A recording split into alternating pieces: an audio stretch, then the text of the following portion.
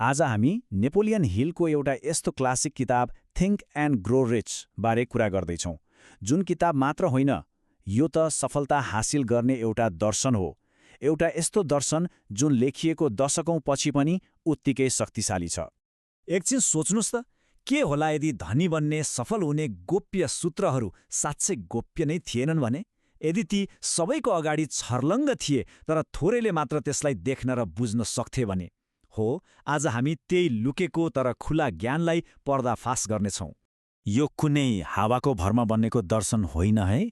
Napoleon हिलले के गरे भने आफ्नो समयका सबैभन्दा सफल, सबैभन्दा धनी मानिसहरू, सोच्नुस् न, Henry Ford, Thomas Edison, Rockefeller जस्ता मानिसहरू, उनीहरूको जीवनलाई गहिरिएर अध्ययन गरे अनि उनले पत्ता लगाए कि उनीहरूको सफलता पछाडि एउटा साझा सूत्र थियो, एउटा साझा मानसिकता। त्यो गहिरो अनुसन्धानबाट उनले निकाले ठ्याक्कै 13वटा सिद्धान्तहरू। यी त्यस्ता सिद्धान्तहरू हुन् जुन समयसँगै कहिल्यै पुराना हुँदैनन्। अब आज हामी यी सबै 13वटामा त जाँदैनौँ, तर हामी तीमध्ये सबैभन्दा महत्त्वपूर्ण, सबैभन्दा आधारभूत 3वटा सिद्धान्तहरूमा केन्द्रित हुनेछौँ। यिनै 3वटा हुन् जसले बाँकी सबैको जग बसाल्छन्। ल, सुरु गरौँ पहिलो सिद्धान्तबाट। हरेक महान उपलब्धिको सुरुवात कहाँबाट हुन्छ? एउटै कुराबाट, इच्छा। तर यो मलाई यो चाहिएको छ भन्ने जस्तो सामान्य इच्छा होइन। यो त एउटा यस्तो इच्छा हो जुन मनभित्र आगो जसरी दन्किन्छ, एउटा जल्दो बल्दो तीव्र इच्छा। ओके, त्यसो भए यो जल्दो बल्दो इच्छालाई वास्तविकतामा कसरी बदल्ने त? हिलले यसको लागि एउटा एकदमै व्यावहारिक 6 बुँदे सूत्र दिएका छन्। मलाई धेरै पैसा चाहियो भनेर मात्र पुग्दैन। ठ्याक्कै कति पैसा चाहियो, त्यो कहिलेसम्म चाहियो र त्यो पैसाको बदलामा के दिन तयार हुनुहुन्छ, यी सबै कुरा एकदमै स्पष्ट हुनुपर्छ। अनि यो कुरालाई आफ्नो दिमागमा, आफ्नो अवचेतन मनमा गहिरोसँग रोप्नुपर्छ। अब यो कुरा सुन्दा सिद्धान्त जस्तो मात्र लाग्न सक्छ, तर यो होइन। यसको शक्ति बुझ्नको लागि एउटा वास्तविक व्यक्तिको कथा सुनौं, एडविन सी बार्न्सको कथा। यो कथाले इच्छाको शक्तिलाई साँच्चै प्रमाणित गर्छ।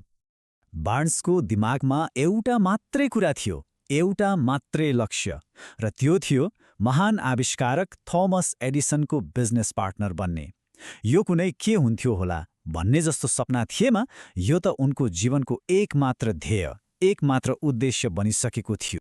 तर यहाँ एउटा ठूलो समस्या थियो। एडिसनलाई त बार्न्सको हो भन्ने अत्तो पत्तो नै थिएन। सोच्नुस् त, लक्ष्य कति ठूलो तर वास्तविकता कति फरक। बार्न्ससँग न पैसा थियो, न कुनै जिन्जान, न एडिसनसम्म पुग्ने कुनै बाटो। तर उनीसँग एउटा चिज थियो जुन पैसा र पहुँचभन्दा पनि शक्तिशाली थियो। उनले हार माने त? मानेनन्। उनी एडिसनको अफिस पुगे र त्यहाँ सानोतिनो काम गर्न थाले। 1 दिन 2 दिन होइन, पुरै 5 वर्षसम्म। उनी सही अवसरको पर्खाइमा थिए, तर त्यो अवधिभरि उनको दिमागबाट आफ्नो त्यो मुख्य लक्ष्य एक पलको लागि पनि हटेन। समयसँगै उनको इच्छा कमजोर हुनुको साटो झन्झन बलियो बन्दै गयो। अनि अन्ततः त्यो अवसर आयो। एडिसनले एउटा नयाँ आविष्कार बनाए, तर उनका अरू सेल्सम्यानहरूले त्यसलाई बेच्न मानेनन्। उनीहरूले त्यसमा समस्या देखे, तर बार्न्सले के देखे? अवसर। उनले तुरन्तै एउटा बिक्री योजना बनाए, एडिसनलाई देखाए र सफल भए। अन्ततः उनी एडिसनको पार्टनर बने। यो कथाले के देखाउँछ भने जब एउटा उत्कट इच्छालाई कामसँग जोडिन्छ, त्यो वास्तविकतामा परिणत हुन्छ। ल, इच्छा त भयो। त्यो त इन्जिन सुरु गर्ने झिल्का जस्तै हो। तर इन्जिन चल्नलाई त इन्धन पनि चाहियो, होइन र? हो, त्यो इन्धन हो विश्वास, दोस्रो सिद्धान्त। यसले नै त्यो इच्छाको आगोलाई निरन्तर बलिरहनु मद्दत गर्छ। अब हिलले भनेको विश्वास भनेको आँखा छिम्लेर गर्ने अन्धविश्वास होइन।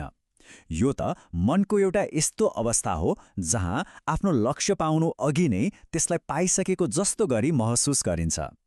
अवचेतन मनले त्यसलाई भविष्यमा हुने होइन, अहिले नै भइरहेको वास्तविकताको रूपमा स्वीकार गर्छ। अनि यस्तो विश्वास कसरी बनाउने त? यसको लागि पनि हिलले एउटा सूत्र दिएका छन् जसलाई आत्मविश्वास सूत्र भनिन्छ। यो भनेको आफैलाई बारम्बार सकारात्मक कुराहरू भनेर आफ्नो सोचलाई प्रोग्राम गर्ने तरिका हो। यसले असम्भव लाग्ने कुरालाई पनि सम्भव बनाउन मद्दत गर्छ। यो स्लाइडले एउटा एकदमै रोचक कुरा देखाउँछ। हाम्रो दिमागलाई एउटा कोठा जस्तो सोच्नुहोस्, जहाँ दुई किसिमका भावनाहरू बस्न खोज्छन्, सकारात्मक जस्तै इच्छा र विश्वास, अनि नकारात्मक जस्तै डर र ईर्ष्या। तर महत्त्वपूर्ण कुरा के हो भने यी दुवै एकैपटक त्यो कोठामा हावी हुन सक्दैनन्। कि त सकारात्मकले जित्छ, कि त नकारात्मकले। अब छनौट हाम्रो हातमा छ, हामीले कसलाई आफ्नो दिमागमा प्रभुत्व जमाउन दिने।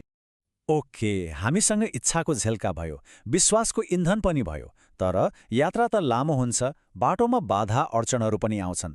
हो, त्यही बेला चाहिन्छ तेस्रो सिद्धान्त, दृढता। यो भनेको असफलता विरुद्धको बीमा जस्तै हो, जसले जस्तोसुकै चुनौती आए पनि हामीलाई अगाडि बढाइरहन्छ। सबैको जीवनमा यस्तो क्षण आउँछ, होइन? जब हामीले बनाएको योजनाले काम गर्दैन, जब हामी असफल हुन्छौँ, त्यति बेला के हुन्छ? यही त्यो मोड हो जहाँ धेरैजसो मानिसहरूले हार मान्छन् र पछाडि फर्किन्छन्, तर सफल हुनेहरूले फरक बाटो रोज्छन्।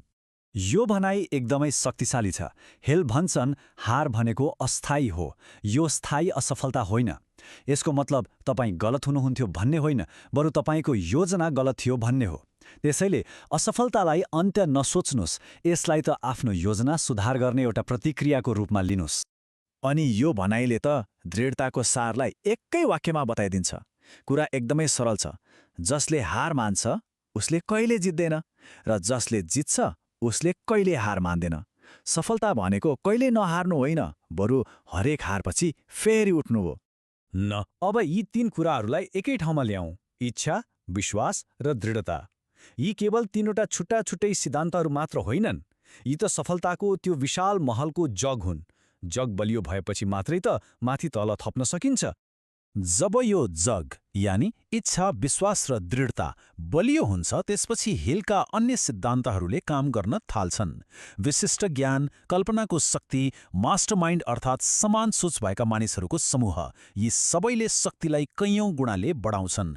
र जब यी सबै कुराहरू एकसाथ मिल्छन्, तब विकास हुन्छ छैठौं इन्द्रियको, जसलाई हामी भित्री आवाज वा गट फिलिङ पनि भन्छौं। यही हो यो दर्शनको शिखर। सोच्नुहोस् त, यो दर्शन लेखिएको लगभग 1 शताब्दी भइसक्यो, तर आज पनि यो उत्तिकै सान्दर्भिक छ। हेनरी फोर्डदेखि लिएर आजका कैयौं सफल व्यक्तिहरूले यही सूत्र प्रयोग गरेर सफलता पाएका छन्। यो ज्ञान प्रमाणित छ, यो शाश्वत छ। अब अन्तिम र सबैभन्दा महत्त्वपूर्ण प्रश्न यही हो, यो दर्शन प्रयोग गरेर आफ्नो जीवनमा के निर्माण गर्ने?